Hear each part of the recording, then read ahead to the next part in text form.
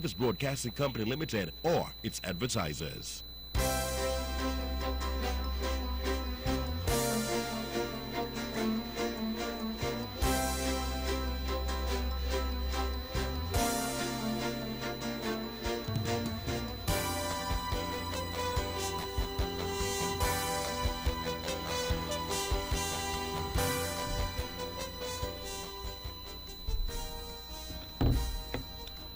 Good evening, ladies and gentlemen, and welcome to another edition of On The Mark. I'm your host, Mark Brantley, and I've come yet again on a Wednesday to engage with you, the listening audience, and now viewing audience on Facebook as well. We're streaming live, of course. It's one of the innovations of Von Radio here over the past few years. It has been a long journey.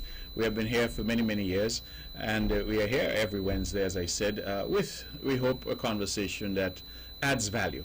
And that is what we've been seeking to do, to add some value to the national discourse in our country and to ensure that our people have an avenue to raise their views, articulate their vision, and to raise issues that are important to them.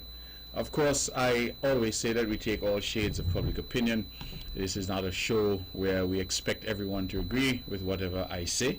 And many people, of course, take the opportunity to challenge, sometimes callers challenge each other. And I believe that in a robust democracy such as ours, that is to be welcomed. My own sense is that once we are respectful of each other, once we are respectful of the standards here at Von Radio, then we would have done a good job.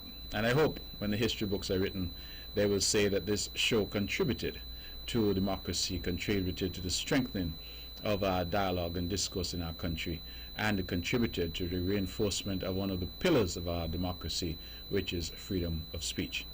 My name is Mark Brantley. As you know, I'm the Premier of Nevis, and I'm recently been appointed as the Minister of Foreign Affairs in the federal government as well, doing my second term as that. I would want to once again to thank the people of Nevis, and more specifically the people of Number 9, St. John's and St. Paul's, for reposing their trust and confidence in me yet again. I would also, of course, like to extend a thank you. We did so last week, but we'll do so again, to the people of Nevis generally, the people of Number 10, St. George's, Gingerland, the people of Number 11, St. Thomas's and St. James, who all returned overwhelming victories for the Concerned Citizens Movement and helped us to create history. Not, I think, has it been since sometime 1984, I believe, has one party won all of the federal seats. And the only person to have done so in the past in Nevis was none other than the Right Excellent and Right Honorable Dr. Sir Simeon Daniel, our national hero. I felt very pleased and humbled to be in that company, because I have now been able to build on the foundation of the CCM and to take us to that historic feat as well. And I'm very grateful to the people of Nevis for that confidence they've reposed in me. I like to say of our team that we're old enough to know and still yet young enough to do. And I believe that our people have confidence in us, and they've demonstrated that confidence time and time again. And so to them, the people of Nevis, I say thank you, thank you, thank you. We had the swearing in, of course, of the federal cabinet and the federal parliament, federal government, on Sunday at Warner Park in St. Kitts. I would like to thank the hundreds of Nevisians that journeyed over to be with us. And we had a very good time over in St. Kitts. The program was a bit long, but I think that the words that were expressed there, the expressions that came, particularly from our members of the clergy, were useful, beneficial, and I believe that we've started off on the right track in terms of having God's blessings and having the servants of God come to bless us and to pray for us and for our country. Let us now bind ourselves together. The elections are over. The people have spoken and spoken convincingly. I am particularly pleased, as I commented to someone today, that certainly there have been no allegations of irregularities or impropriety. The election has come and gone in Nevis almost as if people didn't notice. And that is as it should be. There's been no acrimony. We contested, we debated the ideas, and the personalities and the character and the record, and at the end of the day the people voted, and we are moving on. Let us now move on, St. Kitts and Nevis, and seek as a country to do the very best that we can. There are some difficult days ahead of us. We have to make some difficult decisions in this new era of COVID. And we have to grapple with some serious issues: our hotel sector, our tourism sector generally, cruise ship sector, our issue of continuing to bolster our healthcare capacity, the issue, of course, of the reopening of our borders, the issue of our nationals, many of whom have been trapped abroad and want to come home, and how can we manage that process while still keeping our people safe. There has to be and will be some element of risk. We have, however, to seek to minimize that risk as much as possible, and that is what we are seeking to do. And so we continue to engage with all stakeholders. Just today I would have had a series of meetings, meeting of the cabinet, of course, of the Nevis Island administration, good meeting with my colleagues here in Nevis, but also a meeting with some of the key participants and players in the tourism sector. We are seeking to get the necessary dialogue going between St. Kitts and Nevis in the context of tourism to determine what we do. We are looking very carefully at Antigua and Barbuda, at St. Martin, at Jamaica, at the U.S. Virgin Islands, at Bermuda, all of which have reopened their borders and are inviting people to come again. We're looking at the protocols that they have because we want to be sure that we learn from the best practices that we are seeing, and that when we implement something here, that we have the benefit of the experiences elsewhere, to avoid the pitfalls, and of course to use the best practices to ensure that we have the best possible approach in terms of our protocols to keep our visitors safe, but also importantly to keep our hotel workers and our frontline staff here safe as well, to prevent any contagion. We have done an excellent job, I feel, by any measure in keeping our people safe thus far. COVID-19 has come, and each day that we go by without a new case, it is receding farther and farther in our rearview mirror. We would like to keep that momentum. We would like to continue to keep our people safe, and as a consequence we are being very cautious in how we approach the reopening of our country and the reopening of our economy, and particularly the reopening of our borders. And we have said time and time again to our hoteliers and others that we all must be patient, because whilst we understand that our people must earn and that the economy has to function if the government is even going to be able to pay salaries, we must also appreciate that we cannot spend money if we are dead. And I put it that bluntly because that is the reality. Some are concerned about the money, yes, but if you're dead, the money is of no value to you. And so we have to balance and try to create that balance. It's a difficult balance, to be sure, but something that I think we're up to. And as I said, as we look at other countries, something that we hope that we'll be able to establish moving forward. So that is where we are now. We have had the swearing in.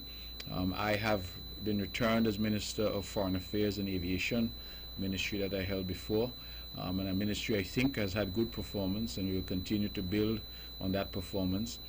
Incidentally, just today we learned that in the United Nations Security Council elections that Canada, our dear friend, failed in its bid to be elected to the UN Security Council, and from their group instead Norway and Ireland were elected. And so that is an interesting development. That the powerhouse like Canada would not have succeeded in that particular bid. We will no doubt have an opportunity in the corridors of power here and in Ottawa to assess what would have happened there in terms of that particular bid. But that is the nature of elections. Elections are what they are. It's a secret ballot, just like elections here, and as a consequence sometimes we get a few surprises. But we congratulate Ireland and we congratulate Norway on their election to the United Nations Security Council, and we hope that they will do what they say they will do, and that they will look out for small island developing states such as ours, and to have a voice through them. We hope to have a voice through them at that particular table. I also am very pleased that the Honorable Alexis Jeffers, who created history by winning the District number 11 and defeating Patrice Nisbet of the NRP, who had held that seat for 20 years. The NRP had in fact held that seat for well over 30 years, and the Honorable Alexis Jeffers was able to win that seat largely through his good showing in St. James Parish, as he always does, but remarkably an excellent showing in St. Thomas's Parish. I would want to thank the entire team who worked so hard. We were there, and I got updates regularly from the team. They told me that St. Thomas's Parish would deliver, and they said to me, listen, St. Thomas's Parish is ready for change. They will deliver for the CCM, and I was very, very impressed with the results there. A lot of people have talked about those results in St. Thomas's, and I'll get back to that just shortly. As part of the appointments, Alexis now has the Ministry of Agriculture, Fisheries and Marine Resources. We think that's an excellent fit for him. He also holds those ministries in Nevis, and so he will now be able to marry the effort in that regard. And we look forward certainly to an explosion of agricultural production in this country. We feel that we have fertile lands and that we have now to put those lands to work to ensure food security for our nation. One of the things that COVID-19 has taught us is that we cannot depend exclusively on tropical coming from Miami with our food, because the minute that America decides for whatever reason that they're going to cut off that flow, we have a problem. And so we must now turn to basics and to ensure that we have food to eat here in our own country. And if we do it right, not only will we be able to ensure that we have food to eat, we will be able to do import substitution to ensure that we are not bringing in tomatoes and carrots and all that, because we're producing that locally. But also, we might be able to offer good, wholesome food, organic and good quality, to our neighbors. St. Martin, Antigua and Barbuda, Anguilla, St. Bart's, Statia, all of those islands could benefit from a renaissance in agriculture here in St. Kitts and Nevis. And I believe Alexis Jeffers is up to the job. He is very enthusiastic. He's a hard worker, as we all know. He's the action minister, and I think he'll get it done. The Honorable Eric Evelyn replaced the Honorable Vance Amory there in Gingerland. We thank again, as we always do, the Honorable Vance Amory for his vision, for his service over all these years. He has retired, and the Honorable Eric Evelyn has taken over. The people of Gingerland did not disappoint, and they again returned the CCM candidate, and the Honorable Eric Evelyn has taken on the ministries of the environment, and cooperatives. Again, important ministries, particularly the environment. As we know, we are moving now more and more to an environmentally conscious world, an environmentally conscious St. Kitts and Nevis. The Ministry of the Environment cuts across all corners. We have been talking for a while about banning plastics and styrofoam and things of that nature, and he will have to get his arms around that to work closely with tourism, work closely with geothermal and our renewable energy projects. The environment is going to be critical as we seek to preserve our island and our country, not only for ourselves but for generations to come. And so the Honorable Eric Evelyn will take on that very important role, and we look forward. So all ministers in Nevis, all candidates in Nevis, all successful elected representatives have obtained substantive ministries, and we look forward to working closely and continuing the momentum. As we have said throughout the campaign, our slogan was keep the momentum, and we continue to keep that momentum and intend to continue to keep that momentum in building out St. Kitts and Nevis and leveraging these ministries to ensure maximum impact, positive impact for our country. Going back for a moment to the parish of St. Thomas's, we thought that was an interesting parish, and St. Thomas's, as we know, has traditionally voted for the NRP. But we had a by-election, I believe it was the 5th of March, and the CCM contested a by-election, a seat really which was already in the hands of the NRP, and the outcome of which would not have affected the government in any way. But we contested it, and we put forward a candidate in Mr. Scarborough, Keith Scarborough, MBE. And incidentally, I would want to express publicly my condolences to he and the entire family for the loss of their mom. She was laid to rest only yesterday, and I was privileged to attend a very moving homegoing service for her, and we continue to express our sympathies to the family.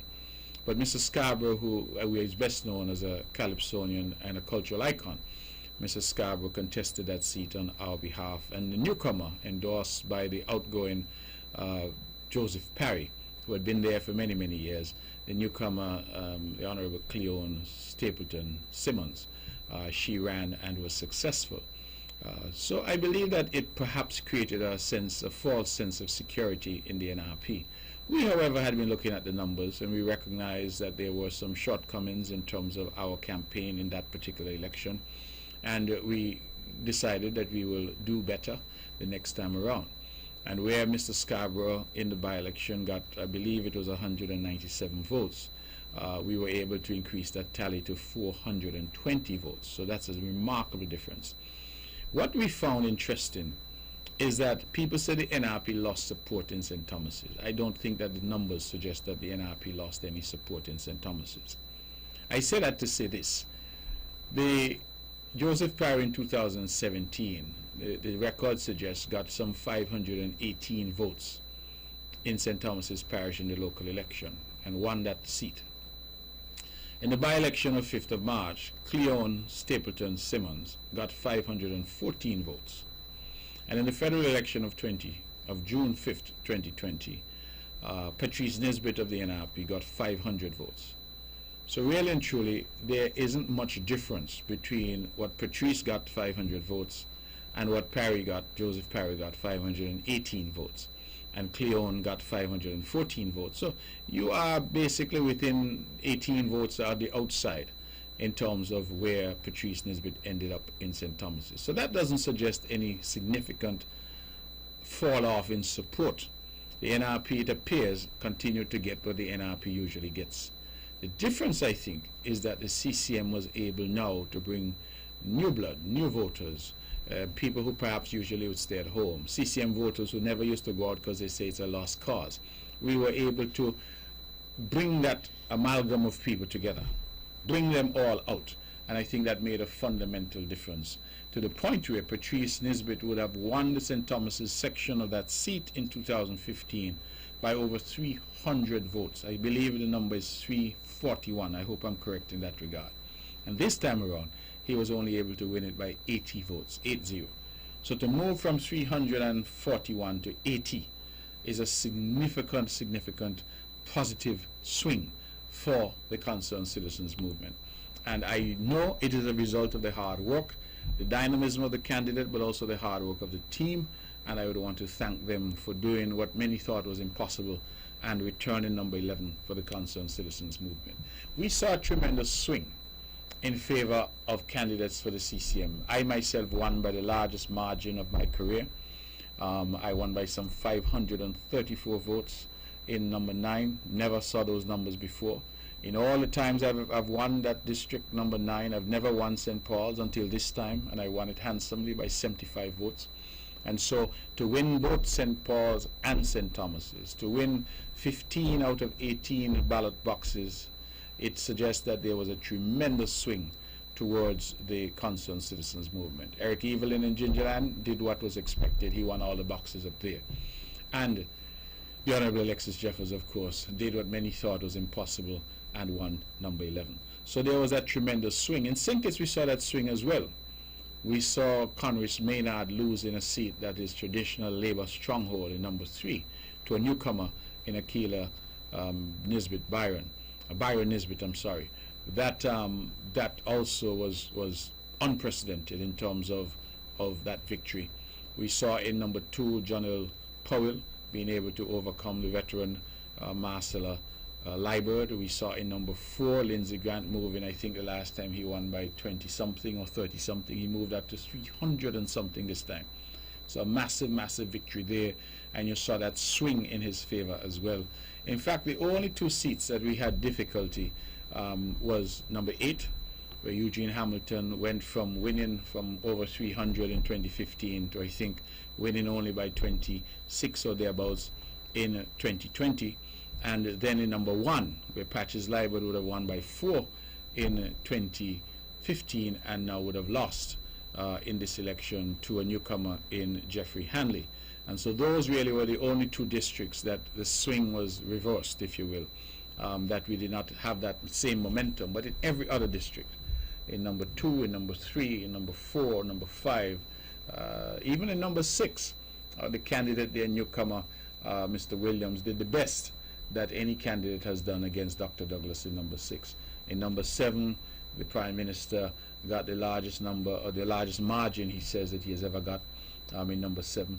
Number 8, therefore, was problematic in terms of the swing in the opposite direction, and number 1, equally the swing in the opposite direction. It will be for the pundits to no doubt examine those statistics and to make their own conclusions, but I thought it was an interesting election.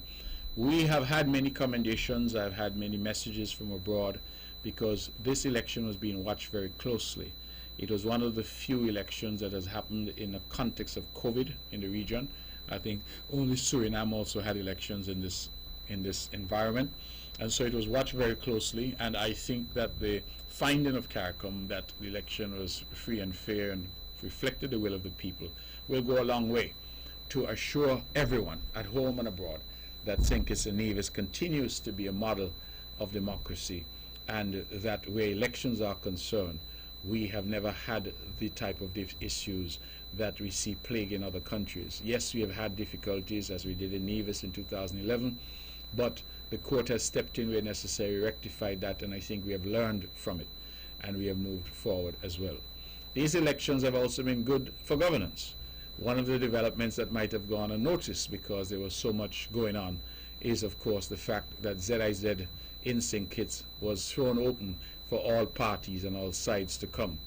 That has always been the case since the CCM took over in 2013 in Nevis. And you see the NRP has access to NTV.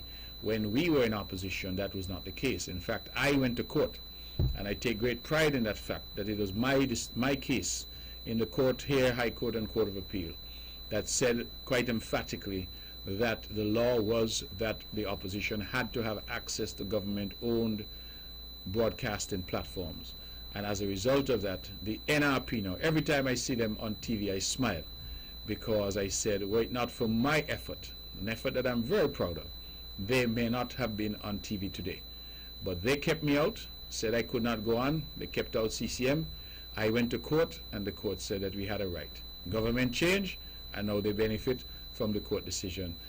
Praise be to God. That is the way it is sometimes, and I look at them and I smile, because I said, you know, sometimes we do clean ground for monkey to run on, and that is sometimes the reality. So I cleaned the ground, and the NRP is running on it, and praise be to them. St. Kitts now has come on board and followed suit at ZIZ, and I believe that this election cycle at least has clarified some of those issues. What happens next? We are not sure. Some say that Dr. Douglas will finally ride off into the sunset after a long career as Prime Minister and the last 5 years as leader of the opposition. If he does ride off into the sunset, who will replace him? The potential successors, it appears, were Dr. Drew. He has now lost twice. Congress Maynard has now lost a safe seat. We have, of course, Marcella Liebert. She has lost after many years, and Marcella is no longer a youngster like the rest of them. We have others. The gentleman who ran in number 4, can't remember his name, but he lost badly. We have, of course, the gentleman, the youngster who ran in number 7, he lost badly. We have Jeffrey Hanley, who has won in number 1. Question is, would Jeffrey be the one to take over as leader, because he now has a seat in the parliament? Again, we do not know. So there's a question now of what's going to happen, and how the Labour Party, which has been an institution in this country, the first political party of any note that the country has seen, and has really been a strong and dominant force, for good and for bad, because I think that we must give them credit for the things that they've done, and also the criticism for the things that they have not done or not done properly. But they have been there in nation building and have played their part. And so the question now is, what happens to that party and the structure of that party going forward? What happens to the NRP in Nevis going forward as well? We realize that the NRP has a lot of people around them who have a lot of talk. They have a solution for every problem. Sometimes when I read Facebook and I see the way that they speak, the way that they're prepared to castigate others and pronounce themselves as experts on everything. But I always say that it is easy to play cricket from the pavilion. When you're in the pavilion, you always know that the batsman played a poor shot. You say, oh my goodness, you should have hooked that for 6. Why you duck? Oh, you should have cut that to the boundary. But you're in the pavilion. You're not facing the pace. You're not out there on the pitch to see how the ball turning. You're in the pavilion. And too many in the NRP sit in the pavilion and have an opinion on everything. But when push comes to shove, they can't be found. And that's why years ago I used the analogy of my brown dog called Buster. Buster didn't have any pedigree. Buster was what we call a mongrel. Some people call it a pot hound. Buster, however, was my dog, and I love Buster And I particularly love Buster when he was tied. Because when Buster was tied, he was the fiercest dog in Brownhill. The fiercest dog in Brownhill. Had the ability to bark hard. But the minute you let go Buster and say, hoots, Buster, run under the floor. Because Buster, you see, preferred to play from the pavilion. If Buster is tied, Buster know I could bark hard because nobody could mess with me. But the minute you release Buster, say, Buster, hoots, Buster gone under the bed, under the floor, I'm sorry to hide. And that is the reality with some of these fellows in the NRP. I ask myself, for example, with all the chat that I hear from some in the Gingerland area, and they know who they are, I don't need to call their name, all the chat, some of them were in the government, they had an opportunity before in government. When the clarion call came from the NRP, we need a candidate in Gingerland. Vance Amry has gone, so the veteran, invincible Vance Amry has gone. We now need somebody to take on a newcomer in Eric Evelyn. The only man who put up his hand and said, here I am, Lord, send me, was Bijan Hanley. And when Bijan put up his hand and said, here I am, Lord, send me, they went on radio and castigated the young man and said, not he, we will not have him as the candidate. They then went around and they asked Tut Mun, Sam and Bagay. And Tut Teno, Sam say no. Who else? Bagay say hell no. Tut Mun, Sam and Bagay. And Mun say they're not interested either. And so the result was that all of those commentators who have all the world to say, who have all the solutions for the island, when the time came, and NRP said, I'm going to take off the chain and say, hoots, go and get CCM. When NRP going down the road and they look back, not what are they behind there? All of them gone under the floor behind. And that, ladies and gentlemen, has always been my argument. There are lots of people who have a lot of mouth, a lot of chat, but have no courage. None. And so, whatever you say about young Bijan, you must commend him. He at least had some courage. And I gather he went around in the hot sun by himself because they put no resources behind him. And he did what he did. He lost badly as was expected. But at least you must give him credit that where others talked and talked and talked, they are the best journalists in the world. They write the best. They are the greatest. One of them is my good friend, a surveyor. And Lord, he has an opinion on everything. But when push comes to shove, all of them are in the slip cooping, hoping that NRP get in so they could throw their whole body back in the public trough. But they are not prepared to put themselves on that field. They are not prepared to go in the wicket and bat. They are prepared to stay up in the pavilion and criticize everybody who on the field playing. And that is why I have no regard. And I don't listen to them. They come in one ear, go out the next. Because I said if you had courage, you should present yourself and say to the people, listen, I'm not just a Facebook bully. I'm not just good enough for the WhatsApp chat groups where everybody in there is NRP so they agree with everything I say. I am coming to the people and making my case to them and asking them for their support. But Buster, all of them, Buster, nice brown mongrel who bark hard when he tied but afraid to come on the battlefield. And you let him go and you say, hoots, under the floor to hide. That is the reality. Cowards! And that is why we were able to ramp home, because the CCM don't have no cowards in it. Big man and woman who come forward and stand up because we believe that what we're saying to the people of Nevis, that our record of achievement, that our commitment to our people, that it is genuine. And that is why we're able to do what we do. So you look at the race and you look at that analysis and so you inquire now, what will NRP do? I don't see Patrice Nisbet coming back. Patrice has not even been able to win a box in St. James where he's from. And he has depended on St. Thomas's over the years. St. Thomas's now has shown that they are not prepared to just vote party lines anymore. And so I don't see him coming back. I don't see there's room for him. Virgil Brown ran in St. James on the last occasion. He lost badly. I don't see Virgil coming back. So we have an issue in St. James as an NRP candidate. We have an issue in St. Thomas's. We have young Cleon Stapleton Simmons, but the CCM has said to the people of St. Thomas's, listen, we're not going to abandon you. We're not going to give up St. Thomas's. We went house to house during the by-election, we lost. We came back in the federal election and you were kind to us. We still lost by 80, but you were kind to us. We're going to keep coming back because we are saying that the people of St. Thomas's have to be at the table.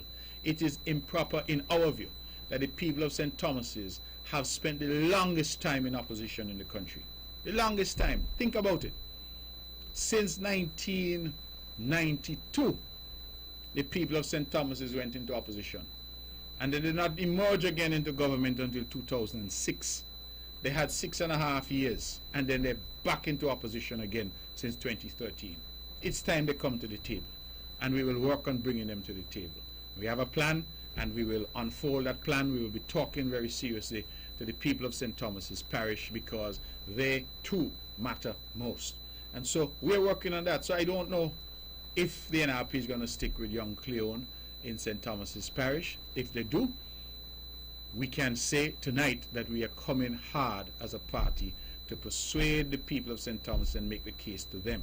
St. Thomas's now is going to be a battleground like every other constituency in the island of Nevis. We look at St. Paul's. They say that this election was a dress rehearsal for Mr. Daly, Dr. Daly, who came out and had a lot to say and a lot to pumperset himself with. But at the end of the day, he ended up getting some teeth pulled, and we didn't even use Novocaine. We used no form of relief to deaden that pain. So I don't know where Mr. Daly is at this point. But he lost town for the first time in a federal election since I've entered politics. I entered in 2007, elective politics. And the NRP has not lost town, St. Paul's, since then, until 2020. So he lost town and lost it badly. Because even though Mr. Hector, the leader of NRP, who doesn't have a seat, lost town in the last local election, I believe it was either 9 or 11 votes he lost to Spencer Brand by. This time the NRP lost town by 75 votes. In a small constituency like St. Paul's, 75 votes is significant. You move up to St. John's, and they lost St. John's by 460 something votes or thereabouts. And so again you're asking the question, where do they go? Because when you combine the loss in St. Paul's, the loss in St. John's, the NRP lost number 9 by 534 votes. Unprecedented. Them kind of numbers that we have not seen in modern politics in Nevis, because number 9 has usually been a battleground. And even going in, people were saying to me, well, let's try and hold town close. St. Paul's wasn't close. We went hard and we won St. Paul's by 75 votes. That is significant. So the dress rehearsal for Dr. Daly, because the idea as I got it from my NRP friends was he wanted to have a good showing, maybe even win St. Paul's, that he can then come and say in the local election he should run as a candidate for St. Paul's. But he did worse than Hector. He did worse than Hector, because Hector ran against me in 2015. He got a shellacking as well. But Daly got a worse beating than Hector did. So the question now is which loser the NRP is going to go with. The worst loser or the not so bad loser? Which are they going to go with? Because both have lost. And so that again is an issue. Where do they go from there? I have heard it said that they are going to clean house and that all of these fellas have to go. In Gingerland, do they persist with Bijan Hanley? Can Bijan make a difference up there? I think not. And so you have a real situation where they now made heavy weather of the fact that the same candidate can't run federal and local. Something to that effect they've said. So that even complicates the position further. If that is so, it means that Daly can't come back to run in the local in 2017. It means Patrice can't run in any local in 2022, forgive me. Daly can't come back in 2022. Patrice can't come back in 2022. Bijan Hanley can't come back in 2022 because they would have run in a federal election. You see where I'm headed with this? What are they going to do? Where are they going to go? Are we going to see the end of the NRP and perhaps the formation of a new party? New name, new ideals, new people, new personalities. I don't know what's going to happen.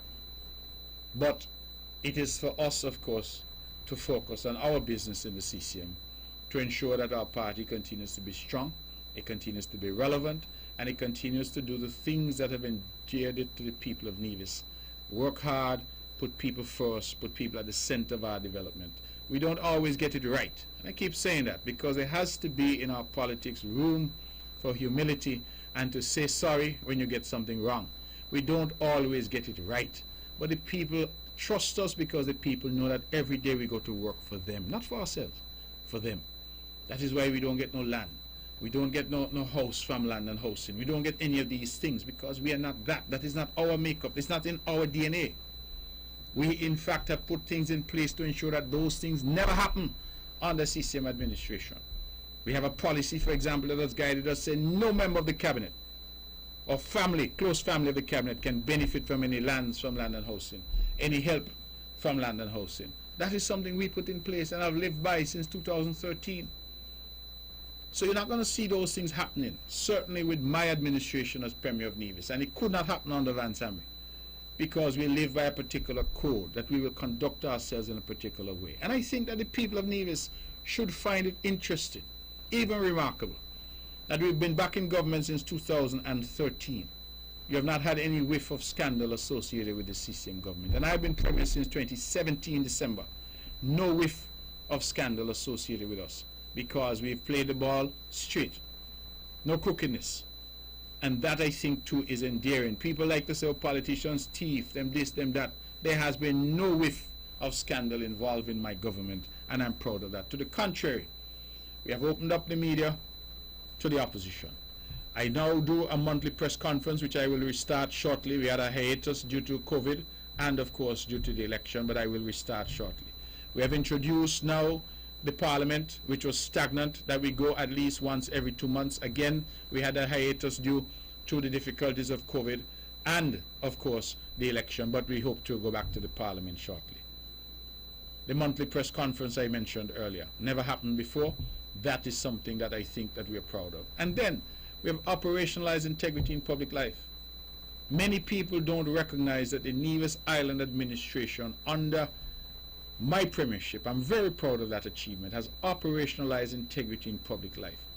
We have an integrity commission in place. They have office, staff, and I was glad last year to be the first premier in the history of our country to lead a cabinet and present our assets to that integrity commission. Those things may be in some quarters irrelevant, but in the context of where we were and what we have been trying to do in terms of good governance, they're revolutionary. Revolutionary for our small island. And that is why I think people have greater confidence in us, because there's no bubble associated with CCM. There are no sticky fingers in CCM. When we go, nothing sticks to our body as we walk out the room. Other people think stick in the pocket, stick in the shoe, stick all over. We don't have that problem. And that is the reality. And so people, I think, went out and they made that choice. And so the question now is, having made those choices, what happens? What happens with Labour? We don't know. What happens with NRP? We don't know. And it is only now for unity to work together to ensure that the gains and the confidence that people have invested in us, that we do not squander that, and that we continue to work to bring the benefit for all, and I emphasize all, the people of Nevis. Not just those on St. Kitts, but also those on Nevis. All the people of the country, forgive me. Not just those on St. Kitts, but also those on Nevis. Not just those on Nevis, but also those on St. Kitts. All, A-L-L, all. Tut, Mun, Sam, and Bagay. Everybody must benefit. Before I open the lines, I've been talking for quite a while. My soliloquy, as I like to call it, has gone on a little long tonight. Let me just send some regards to my dear friend Hilly. Hilly, I believe you're listening. You don't normally miss the show. And I would want to send greetings to you. I know you haven't been so well, and so let you know we're praying for you. And I want to send greetings as well. I will just call her and refer to her as my Bible verse reader, because she calls in regularly with a Bible verse of her choosing. And I just want to let her know that I'm thinking about her and sending some greetings to her as well, and the entire family there on Government Road. I trust that all is well with you. And you normally tell me to greet your family in Canada, so I send greetings to them on your behalf. as well. And so to all who are listening, I want to say good evening to you. Thank you once again for joining us. And we hope that as we open the lines, we have an hour and 20 minutes left that we can engage with some questions and answers and to get your perspective on anything I have said, and of course anything that you want to say. You are certainly entitled to call in. The numbers are 469-1616 and 469-1700. Those are the numbers to call to be a part of the program. If you have something to say, I suggest you get in early. You have more time when you call early, and you can say what you wish to say. I'm interested in your perspective on the election, your perspective on the portfolios that have been assigned, your perspective on what happens with those who have lost in terms of the Labour Party and the NRP, and of course your perspective on COVID, the reopening of our borders, and what you feel ought to happen. Your views are valuable. This is a forum for the exchange of views and for discussion on issues that matter to our people. And so if you're listening and you wish to call, whether you're at home or overseas, I suggest you use the opportunity 869-469-1616 and 869-469-1700. Before we take the first call, let me send greetings to all of our listeners overseas. I know throughout the Caribbean, our people listen, and also in the United States and Canada and in the United Kingdom. People in the United Kingdom actually tell me they stay up to listen to On the Mark every Wednesday. I say good evening to all of you. I trust that you're safe, particularly our brothers and sisters in places like New York, where they've had serious problems, in Florida as well with COVID, that you continue to remain safe. Let's go to the phones, therefore. You are our first caller. Good evening. You're On the Mark. Hello? Okay, we lost that. Yes, caller. Good evening. Good evening, Mr. Brantley. Good evening to you.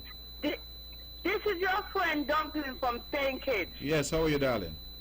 Mr. Bradley? Oh, I'm fine, and I love you. Mr. Bradley, I met some new friends from Nevis. Yes. But they're from over by the Bullbud man. If they're hearing me, I'm glad to meet them, and I love them. Yes. And Mr. Bradley, who talking on Facebook, don't answer them. Don't let them just stand out. You understand? Don't let them just stand out with them. And I have another friend in Nevis. She just come St. Kitts. Every time she meet me, she say, she meet me Tuesday or Monday up there by Ram, and she say, I hope you're calling to Mark, but I didn't call after what she name. But sweetheart, I love you too. Man, don't take Mark from you. I leave Mark for you and my daughter Nano. Mark, I love you, love you. You didn't hear me shouting you? Of course, I heard you, and I thank you so much. Your voice was the loudest in the crowd. Thank you. Oh, yes, yes. I have to shout you up. I have to shout you up. I love you, love you, love you. See you when I see you. Okay, sweetheart. Take care. Thank you very much. Thank you, and I love you too. Thank you so much. I really appreciate it. And, you know, Nana was a soldier with me during this election. I'm very grateful to her as well. So thank you, thank you, thank you. We'll continue to work together and to take care of each other. I think that is what we are here for. And so we continue to invite your calls. It is quarter to the hour of 9 o'clock at 869-469-1616 and 869-469-1700. If you're listening, you are listening to On the Mark. I'm your host, Mark Brantley, and this is Straight Talk Across the Narrows. And we're here every Wednesday from 8 to 10. We are still the only show of its kind in the Federation, 2 hours of commercial-free talk radio. This show is made possible because for the last 14 years, the good people at Daniel Brantley, barristers at law and solicitors, they call themselves attorneys at law now, they have sponsored this show every single week, every single month, every single year for the last 14 years. And so I thank them for their continued sponsorship. Even though I left them since 2013, they have continued to sponsor the show, and I'm grateful for that. Let's go back to the phones. Good evening, you're On the Mark. Hello? Good night, Mark. Yes, you're On the Mark. Go ahead, please. Good night. Congratulations, Mr. Mark Bradley. Thank you very much. And to you and Alexis and Eric. You guys did great in the election. And keep up the good work. And forget about NRP. We got work to do. I entirely agree with you. Where are you calling from? I'm calling from New York. From New York? Yes, sir. Okay, how are things there? Well, things getting better. Okay. Start to open up. Okay, good, good. Well, please stay safe, okay? But I want the borders to open. I want to visit home soon. Yes, I know that, and we're working on that. Believe me, we're working on that, okay? We're working on it. We're working on it. Okay, sir. Okay. All right. Leave NRP alone. Forget about NRP. Don't say nothing about them again. Okay. We got work to do. Okay, brother. We got work to do. I agree we have work to do. I agree with that. So leave them guys alone. Leave them in the backyard. All Don't right. put them in the front yard. All right. Well, good. Take good care and stay safe, okay? All right. All right. Thank you very much. Okay, bye. Thank you. Good call here from New York. Incidentally, I want to send some love to my brother, Mr. Sadio. Sadio is a regular caller to the show. He is such an amazing contributor to not only Nevis but to St. Kitts and Nevis. He has been one of those early people who went to New York and has really made a way for many others. I remember I met him many years ago at my father's house in the Bronx. And my father, of course, was one of those early pioneers as well. Would have gone to New York in the late 1960s. And Mr. Sadio and others, they would have forged such good alliances there and created a good network for other Nevisians who came through and benefited from the foundation that they would have built. So Mr. Sadio, Tony Sadio, I want to say good evening to you. I hope you can hear me. I know you have not been 100%, but please know that we are praying for your full recovery. And to Troy and the whole family, I send my love all the way here from Nevis. We have anybody holding? No, nobody's holding. You know, callers, you have to work with me tonight. You know, you can't expect me to speak for 2 hours. I've been on the platform. And incidentally, you know, somebody said to me that they're very proud of me because I was one of the few politicians who didn't lose my voice on the platform. You know, maybe it's because of all the talking I do at Von Radio every week that when it came to the campaign, I didn't lose my voice. And I don't tend to lose my voice, interestingly, that I can get up there and talk and not lose my voice. That's quite interesting. But I'm here. I won't want to lose it tonight. So please utilize the lines and call in and share your issues. 469-1616 and 469-1700. So let's go back to the phones. Good evening. You're on the mark. Let's go back to the phones. Good evening. You're on the mark. Let's go back to the phones. Good evening. You're on the mark. Hello. Hello, Mr. Welty. You're on the air. Go ahead, please. Yes. Good evening. What I want to ask, I mean, I hear you say that the guy, you cannot get nobody now to chip in for NRP. So I wonder, where is the guy where used to live with Barney by the water tank in Zion? I don't hear nothing at all about him now. Somebody used to live by the water tank in Zion? Yeah, right down to the bottom of the water tank in Zion. No, man, some of these fellas, they just talk. They're still around talking. But that's what I'm saying. When your country is under attack, you don't want people talking, you want people to fight. Oh, yes. So you want to call up the soldiers, and when you call for them, they're under the floor hiding. We might have to go back to Mr. Swanson then. Well, at least Mr. Swanson had courage. So you're right. You may have to beg him, please, to come out of retirement. That's because right. These fellas, as I said, is all talk. When I hear them talking, right, they sound convincing, you know. They sound really and truly like they have all the answers. But when push comes to shove, and the party calls on them, they're not available. I know the last time I hear was over cricket or something. So. Yeah, well, I need him to try the thing. Let me hear the music, the uncle and everything. All right. Well, thanks a lot, brother. Yes. All right. Have a good night. Good. You too. Well, I think this call has captured part of the problem because, as I said, you have these commentators for the NRP full of chat, full of chat, but no action. All fraud. Marcel Leiber used to hit me with that all the time. She knows who I learned it from. All fraud and no Marby. Let's go back to the phones. Good evening. You're on the mark. Hi, good evening, Mr. Bradley. Good evening to you. Yeah, Lloyd Kelly speaking. Who's this? I want to say congratulations to the entire Unity government, Yes. and I have been telling people publicly, I'm not afraid to say this, I believe deep down within that the St. Kitts Nevis Team Unity government for the past 5 years have been one of the best governments in the Caribbean. And I am a person who normally travels around the Caribbean. I want to say special congratulations to Alexis Jeffers in winning that seat, and I want to wish you all the best. Mayor of Nevis. Thank you, brother. I really appreciate that. Thank you very much. All right. Okay.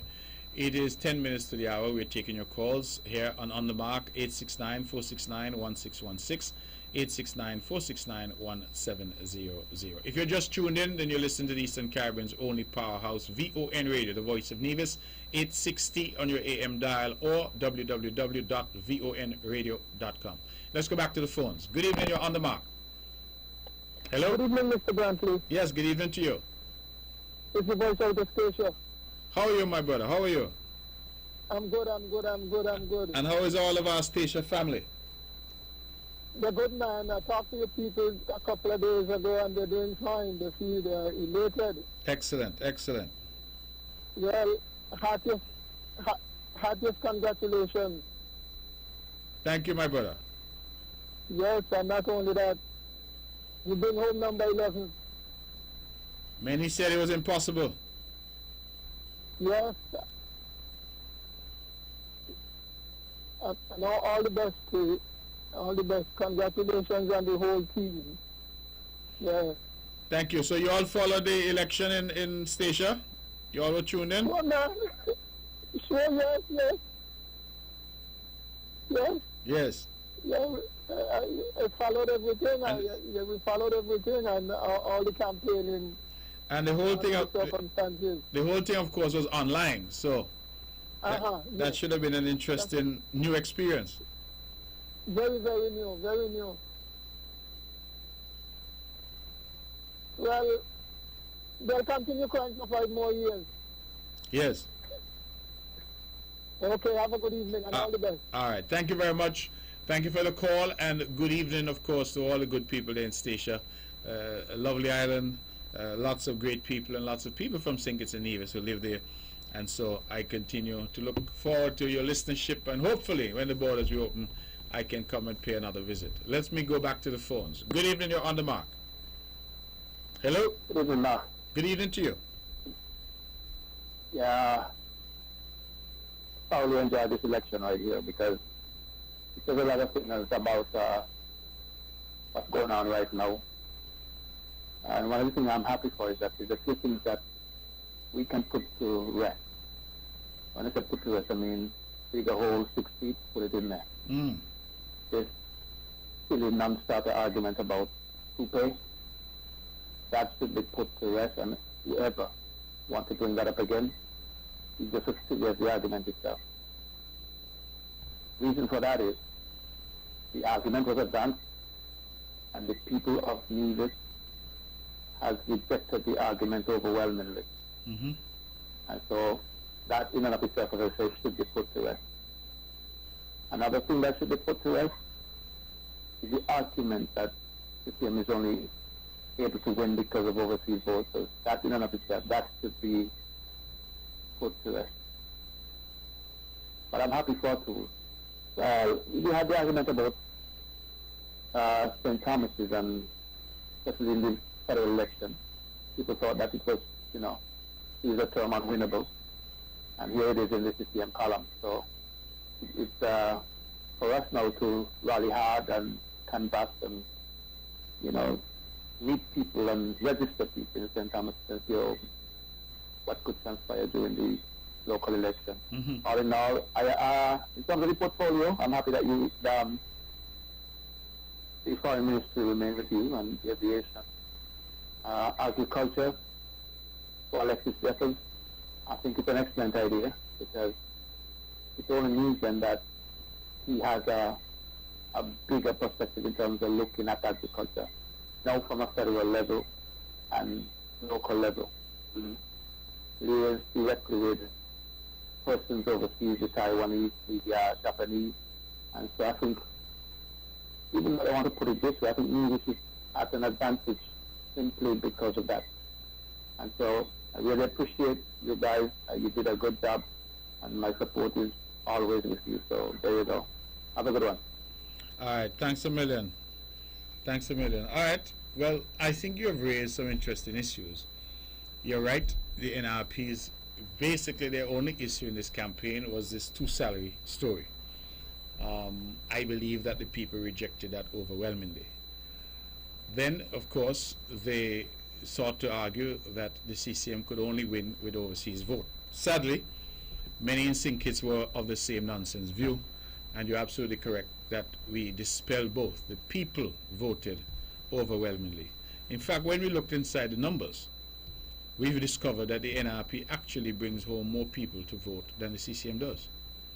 That is why, for example, in number 11, when we saw there would be no overseas vote, we recognized that we had a much better chance of taking that seat, because looking inside the numbers, the NRP normally brings in far more people than the CCM does. But there was this false narrative that was propelled. And a lot of that came from the fact that the CCM stood up in defense of the overseas voters and said that it would be improper to disenfranchise them without proper consultation.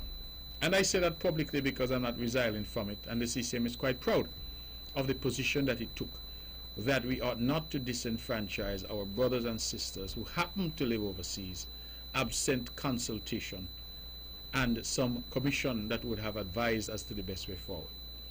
And so people misinterpreted our principal position as one somehow of saying that we were reliant on the overseas vote. And I saw a lot of nonsense attacks, even directed at me, saying, oh, I can't win without the overseas vote and this and that and the other. Well, as the song say, in your Makazima, because look what we were able to do. So what they say, well, they talk about man, God, man, I'm not interested in that part, but the in your Makazima part is the part we're interested in, because the people responded to our message. And if we win by 534 votes without our brothers and sisters coming in, you could imagine if they had come in, we would have win by 1,000. So the reality is that it demonstrates that on the ground, the Concerned Citizens Movement in Nevis is by far the more popular choice to manage the affairs of Nevis. Let's go back to the phones. Good? No? Okay. I'm sorry. Caller, could you please call back 869-469-1616, 869-469-1700. Those are the numbers to call. It is just about 3 minutes to 9 o'clock, so we have another hour to go, and we invite you to call. But I think, caller, your points are very well made, that we were able to put to rest some of those myths that had been circulating, and that some were advancing, maybe to make themselves feel good. I don't know what it is. You know, I walk around and people are calling me from St. Kitts. People were genuinely interested in the politics and what you're doing, and say, Mark, they say you're going to lose. They say this and that. And I just smile, because at the end of the day, I know that I was prepared to do the work, to go around to every highway and byway, every hamlet and street and village and talk to people. And that is why I'm referred to as a campaigner-in-chief. I was prepared to do that work. And many other people are not prepared to do that work. And that is why I'm so grateful to my team that worked with me. And every day we went out and we made the case, and the people responded positively. And I say thank you to them. Let's go back to the phones. Good evening, you're on the mark. Hello? Hello? Hey, Mark. Yes, you're on the mark. Go ahead. Hey, Mark. Hey, okay, the guy from the surveyor. We can't hear you. You could lift your voice, please? The surveyor, he got a transportation, I know him. He should have come up got in his area, because he used to say, get a hold of us. Why, I know the surveyor, and he got one from Zion. One from Zion, right? He believe he had to love us too. So he not come. Alright, we're not calling him, they know him. Okay, brother. Thank you very much. And I agree with you. No, I don't think anybody needs to call any names, because they say everybody know their word, and all of them know who they are. And all of them know that they have the most to say. But when their party, that they say they love so much, called on them, they were nowhere to be found. And that is why I am not going to join any of them in abusing young Bijan Hanley, because Bijan had something that none of them had. It's called courage. None of them had it. And I believe that that is important. And that's why when they talk, I don't even bother with them. Because if after years and years of being around the politics, being even in the parliament, having the loudest voice, and you can't put yourself forward on a ballot paper to run for the party that you say you support, then it tells me you're not ready for prime time. So, That is my view on that. Let's go back to the phones. It is 9 o'clock. Good evening. You're on the mark. Good night, Mr. Brantley. Good night to you. You were saying about the agriculture. Yes. Well, I was wondering if we can't get a market for the mangoes when the mangoes come in. We have so much good mangoes here. And I see them in New York. Man, they don't get that here. So what about if we get a market to send about our mangoes? Well, the problem with the mangoes has been the fact that I can't speak to currently, I admit. But the problem some years ago was that we had this, this what is it called now? Mango weevil or something they called it. And as a result of that, they were saying that mangoes from people like us, islands and countries like us, couldn't enter. I don't know what the current situation is, but I'm always looking to buy mangoes for what that is worth. So if you get good mangoes, you should call me. Oh, well, I mean, they want from the bigger country like Haiti and Jamaica. Well, those have arrangements with them in the United States and things. But our mangoes, you're right, are much better. We need, but also I know that the agricultural department now is also getting as much mango as possible because they're doing the mango pulp. And they have mango pulp through the agro-processing that they're preparing so that we'll have mango available all year round. So you should speak to agriculture as well if you have an abundance. Okay. All right? Okay. What kind of mangoes you have? Amri, what we have top class mango? Well, Amri Pali or the regular Amri? The regular Pali, sorry. No man, Amri Pali. Amri Pali? Okay. Yeah. All right. And other people. Well, you must find me and get some for me. All right then. Okay. Listen, no, go ahead, listen. Yes. I want to thank the Prime Minister through your program for the way he handled the pandemic. Yes. Really, really did a good job. Yes. And I must tell him, let him know. Well, I hope he's listening to the program to hear that I want to thank him for his good job. Good. Fantastic. And next thing, yes. The labor people is saying they should have given more money than the 1,000. Well, why they didn't give them some? Give them some what they got there. They don't know how to catch fly. You catch fly with honey. You do not with vinegar. Not with vinegar. Give some money that I win the election now. Then let me down. Let me down badly. Well. Give the people some money. You give up your salary. Give them some. Mr. Amari down there, they sell the bread, the bakery, they send the bread. Give them some money. You don't think so? Well, I don't know. I don't believe anything could have saved them, to be honest with you. Well, all right then. Have a good night. All right. Thank you very much. All right. Let's take on the phones. Good evening. You're on the mark. We've lost that? Okay. Caller, please call back 869-469-1616. 869-469-1700. If you've just tuned in, you're listening to On the Mark. I'm your host, Mark Brantley, and you're listening to VON Radio, the Eastern Caribbean's only powerhouse. 860 on your AM dial, www.vonradio.com. We're taking your calls at 869-469-1616 and 869-469-1700. Let's go straight back to the telephones. Good evening, you're on the mark. Hello? Hi, Mark. Yes, you're on the mark. Go ahead. Hi, good evening. How are you doing? I'm well, thank you. Well, even mango and all are part of the discussion. Yes. But you know how really good mango is to us. It's something really, really good, and especially the Nevis mango, But there's so much really to talk about. Let me start this way, Mark. That we must congratulate Denzel Douglas for at least once speaking the truth. He spoke the truth sometime last year when he said he had a dream team.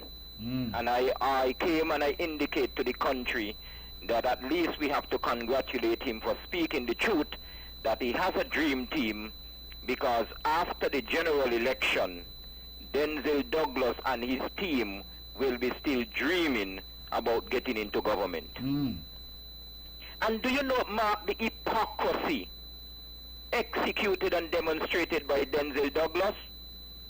In 1995, when Dr. Simmons lost, which was about at the age of 57, and that was one of the main campaign leading up to election in 1995, Dr. Simmons too old and crime.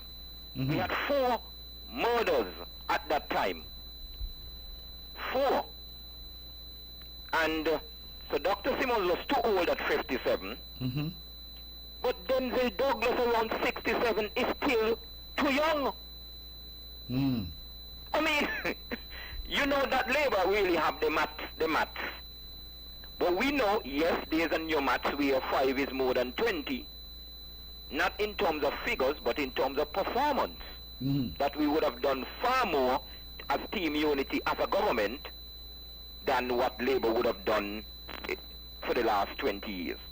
But do you know, Mark, that in 2015, do you know that St. Kitts Nevis recorded or set a new record, being the only country in the world to have a government hired a political party to campaign? We mean hired? The Labour Party hired 3 fellows, Blanchett, Welch and Fleming, under this guise of naming a party called Integrity, because they feel that give it the name Integrity, people will support the name, right? But they, in a matter of fact, were campaigning for Douglas. It had nothing to do with a party. The only political party, Mark, you want to get into government, but they were campaigning against the opposition to get into government. Not campaigning against the government of the day. They were campaigning against the opposition to get into government, which was a total joke. They never had a press conference. They never had a town hall meeting, and they never had a political meeting. Now 2020, Douglas now came now, hired Kando, Dwyer and Chesley, which were no use, no help to them. He also had in his manifesto, which was a bunch of bribe.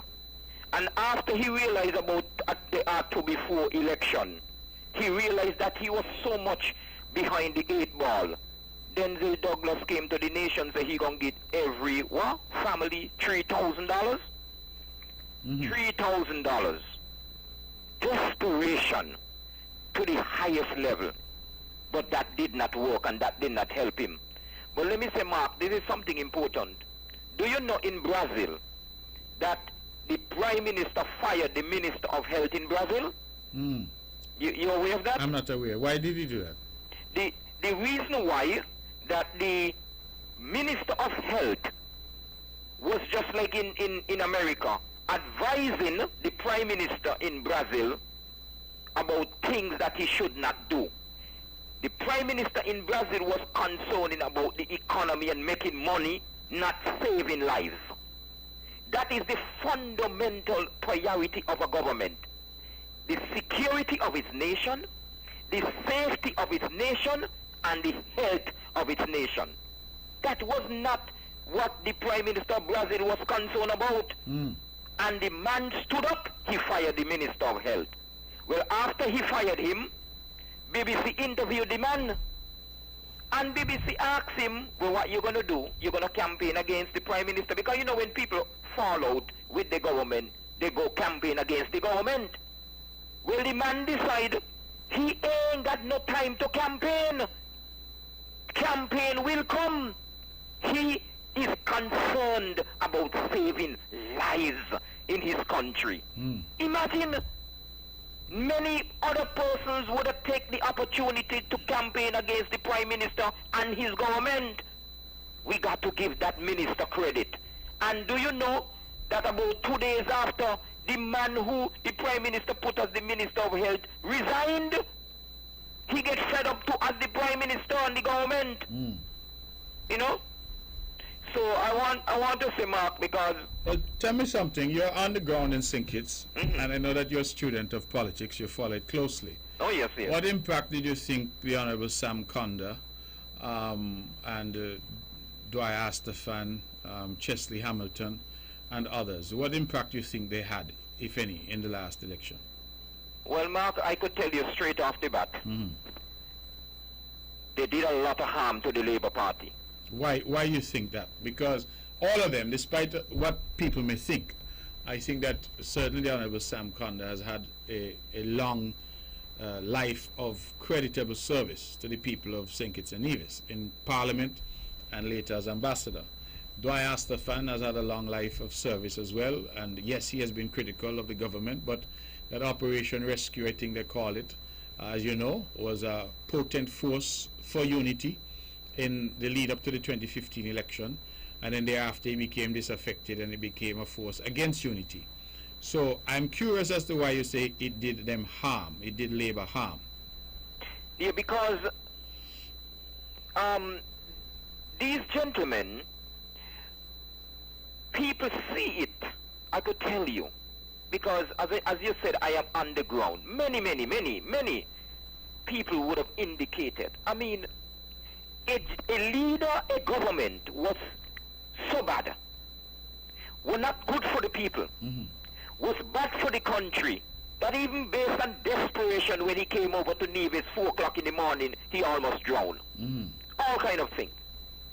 And all of a sudden, whether you had issue with the present Prime Minister, or with patches, or whatever, and also because of personal things that they never accomplished. And I don't even want to go into a lot of things. The bottom line is that the people saw these gentlemen, the message, they look at the message, and the message was not straight. The message was not honest.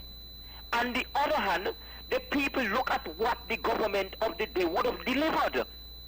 What matters most, Mark, if food is in the fridge, food in the cupboard, money on the bank, happiness is in the family, our country is safe. There are so much that individuals, families, communities could have looked at and assessed and make a judgment call based on the situation and not based on what somebody, because they were in government, telling me. That is not how I am going to judge my government. So a lot of people, I could tell you many people, look at it, look at them, look at their message, not to be credible, and they lost serious grounds. They would have done serious harm. Just like there's a particular gentleman used to come on and speak to you at least many times on Wednesdays. You realize you never continue to hear him. Well, even leading up to election? I think he's gone into retirement now, surely. Well, it so happened that he lost the battle with you. So he went more frequently on the radio stations down here, try to even manipulate the radio talk shows. But he also did a lot of damage to the Labour Party. I mean, Mark, I can tell you that also the master above decided in 2020 that there are no country in the world brought in 27 planes and lost an election. None. There is no country in the world went through the kind of corruption in the electoral process in 2015 and still lost the government. And that is what I tell them. With all these things the government would have done in 2015 and they lost, they are not in charge of the process in 2020. How are they going to win? Especially based on the performance of the government. How they are going to win? I told you that I expected 10-1, 10 man to get 10-1. And I gave many situations where I said in number 5 it's going to be a big victory. Number 4 is going to be a big victory. I expected number 7 to increase. I did indicate that I expected you to win big. I expected you to win big. That was shocking to many people. I expected Labour to lose in number 3, which many people tell me that got to be a miracle, and that is even an understatement. I tell them that it will happen in 2020. Labour will lose in number 3. Tom will take the seat again in number 2. And Alexis will bring it home in number 11. He said, you got to be dreaming like Douglas. I said, well, yes, I am dreaming. Because at the end of the election, I will not be dreaming. that Team Unity will retain the government. I will be, in reality, that Team Unity is a part of the government. Mark, we will not remove the best to go settle for less. But we have some work to do. Yes. And we had Corona, as I said before. We did not have it in our manifesto, but we dealt with it tremendously and successfully. We now have the tourism industry to deal with, among the many other issues, but we are not the only country that has to deal with that. But I will continue to ask the Master to continue to look on our nation, most important our government, because they need the strength, they need the will, they need the focus. But what is important to me is that they not only need the ability, they got the quality, they got the vision, and as you know, when there is no vision, the people perish. Yes.